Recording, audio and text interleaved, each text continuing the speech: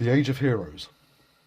The Age of Heroes lasted for thousands of years, in which kingdoms rose and fell, noble houses were founded and withered away, and great deeds were accomplished. Yet what we truly know of those ancient days is hardly more than what we know of the Dawn Age. The tales we have now are the works of septons and maesters, writing thousands of years after the fact.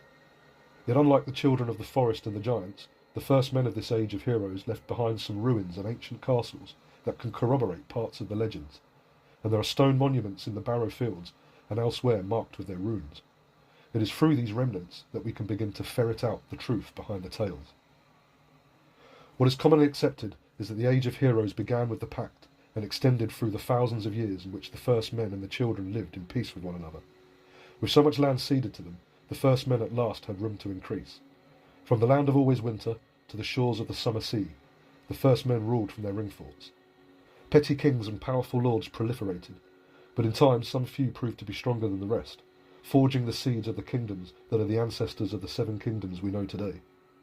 The names of the kings of these earliest realms are caught up in legend, and the tales that claim their individual rules lasted hundreds of years are to be understood as errors and fantasies introduced by others in later days. Names such as Brandon the Builder, Garth Greenhand, Lan the Cleaver, and Durin Godsgrief are names to conjure with, but it is likely that their legends hold less truth than fancy. Elsewhere I shall endeavour to sift through what grain can be found from the chaff, but for now it is enough to acknowledge the tales. And besides the legendary kings and the hundreds of kingdoms from which the 7 kingdoms were born, stories such as Simeon Star-Eyes, Serwyn of the Mirror Shield, and other heroes have become fodder for septons and singers alike. Did such heroes once exist? It may be so. But when the singers number Serwyn of the Mirror Shield as one of the Kingsguard, an institution that was only formed during the reign of Aegon the Conqueror, we can see why it is that few of these tales can ever be trusted.